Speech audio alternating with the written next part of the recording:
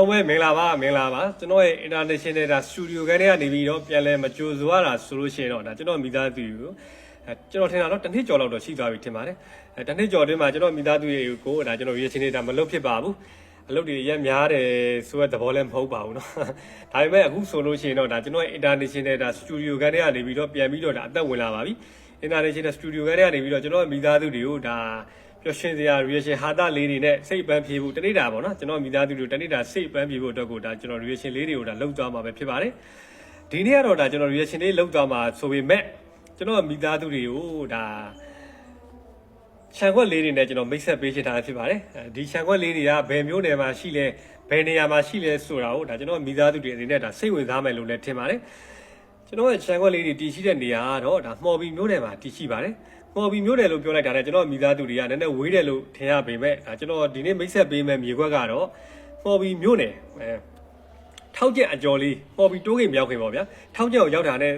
5မိနစ်လောက်ကျွန်တော်တို့ကားနဲ့မောင်းလိုက်တယ်ဆိုလို့ချင်းတိုးဂိတ်ကိုတွေ့ပါမယ်အဲ့ဒီတိုးဂိတ်ကိုမကျော်ပါဘူးအဲ့ဒီထိန်သွင်းကျွေးရမှာတည်ရှိတဲ့ကျွန်တော်မြေခွက်လေးတွေကိုဒါကျွန်တော်မိသားစုတွေကိုကျွန်တော်ဒီနေ့ရောင်းပြမှာပဲဖြစ်ပါတယ်ကျွန်တော်မိသားစုတွေကိုဒါကျွန်တော်ဒီနေ့ပြမှာပဲဖြစ်ပါတယ်အရန်လဲမိုက်ပါတယ်အရန်လဲတန်ပါတယ်ကဲဘလို့မြေခွက်မျိုးလဲဆိုတာကိုတော့ထုံးတဲ့တိုင်းပဲကျွန်တော်တို့ကြည့်ကြပါမယ်အဲ့တော့ထုံးတဲ့တိုင်းပဲကျွန်တော်ရှင်းနေခုပဲစတင်ပါပြီဒီမြေခွက်လေးပဲဖြစ်ပါတယ်ဒီမြေခွက်လေးကဆိုလို့ရှိရင်တော့ကျွန်တော်တို့ဒါထိန်စွန်းလေးလမ်းမှာတည်ရှိတဲ့မြေခွက်လေးဖြစ်ပါတယ်မြေခွက်လေးရဲ့အကျေဆိုလို့ရှိရင်တော့20နဲ့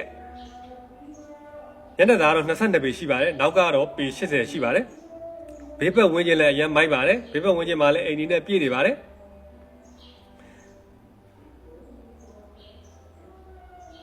ကျွန်တော်တို့ဒါအခုဆိုလို့ရှိရင်တော့ဒါကျွန်တော်ရှာနေပြီးတော့လမ်းမကိုမြင်နေရတာဖြစ်ပါတယ်ဟိုဘက်ဒီဘက်ဒီဓာတ်တိုင်ဆိုလို့ရှိရင်တော့ကျွန်တော်တို့လမ်းမတိုင်းဖြစ်ပါတယ်လမ်းမတိုင်းကနေကျွန်တော်တို့ရဲ့ခြံခွက်2ခွက်3ခွက်ကျော်ဆိုရင်တော့ကျွန်တော်တို့ရဲ့ခြံကိုရောက်ပါတယ်ဒီဘက်ရှေ့မှာဆိုလို့ရှိရင်တော့ကျွန်တော်တို့စာတင်ကျောင်းတွေရှိပါတယ်စာတင်ကျောင်းတွေရှိပါတယ်အင်မတန်မှတိတ်ဆိတ်အေးချမ်းတဲ့နေရာလေးလည်းဖြစ်ပါတယ်ကျွန်တော်တို့ဒါမီးသွယ်ပဲဆိုလို့ရှိရင်လည်းခြံရှေ့မှာမီးတိုင်တွေရှိပါတယ်အဲဒီမီးတိုင်ကိုတန်းပြီးတော့သွယ်ရုံပဲဖြစ်ပါတယ်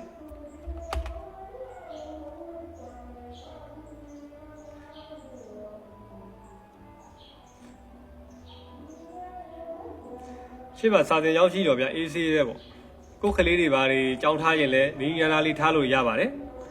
ဒီဘက်ဟိုဘက်ထိတ်မှာဆိုလို့ရှိရင်လည်းဒါအိမ်တွေကတလန်းလုံးအိမ်တွေပြည့်နေပါတယ်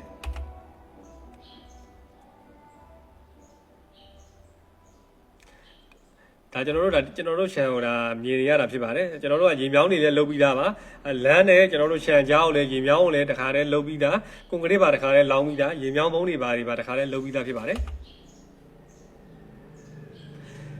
ကျွန်တော်တို့ခြံကတော့မျက်နှာသား22ပေရှိပါတယ်ဟိုနောက်ကိုတော့ပေ80ရှိပါတယ်အထက်မှာဆိုလို့ရှိရင်တော့တရက်ပင်တွေလည်းပါမယ်ငပြောပင်တွေလည်းပါတယ်အပင်တွေရှိပါတယ်ကျွန်တော်မိသားစုတွေနော်ခြံသီးရိုးတွေဘာတွေကလည်းအကုန်ခတ်ပြီးသားပါဘာမှလှုပ်ရှားမလိုပါဘူးလမ်းနဲ့လည်းအရန်တီးပြီးတော့အရန်လက်တန်တဲ့ခြံခွက်လေးဖြစ်ပါတယ်အားကြောင့်မို့ကျွန်တော်မိသားစုတွေကကျွန်တော်ဒီနေ့ဒါဒီခြံခွက်လေးကိုရောင်းပေးရခြင်းပဲဖြစ်ပါတယ်ဒီခြံခွက်နဲ့ပတ်သက်လို့ကတော့ပိုင်ဆိုင်မှုစာချုပ်စာတမ်းအပြည့်စုံလည်းရှိပါတယ်လုံးဝပိုင်ဆိုင်မှုလည်းစိတ်ချရပါတယ်ပြီးတော့ဒါကတော့ရွာမြေစစ်တစ်ဖြစ်ပါတယ်နော်ဘာမှအချုပ်ချင်းတွေဘာမှမရှိပါဘူးခင်ဗျာ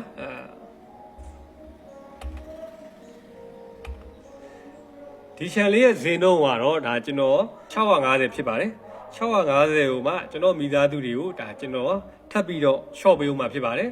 လုံးဝအရန်တန်ပါတယ်650ကိုမှကျွန်တော်မိသားစုတွေစိတ်ချမ်းသာတဲ့ဈေးနှုန်းလေးကိုကျွန်တော်ရအောင်ညှိနှိုင်းပြီးရောင်းချပေးမှာဖြစ်ပါတယ်အဲကြောင့်မို့လို့ဒီခြံခွက်လေးတွေကိုစိတ်ဝင်စားတယ်ဆိုလို့ရှိရင်တော့ကျွန်တော်ရဲ့ဒီဖုန်းနံပါတ်တွေကိုဆက်သွယ်လိုက်ပါလို့ပြောချင်ပါတယ်ကြည့်ရှုပေးတဲ့ကျွန်တော်ရဲ့မိသားစုတွေအားလုံးကျွန်တော်ကျေးဇူးအများကြီးတင်ပါတယ်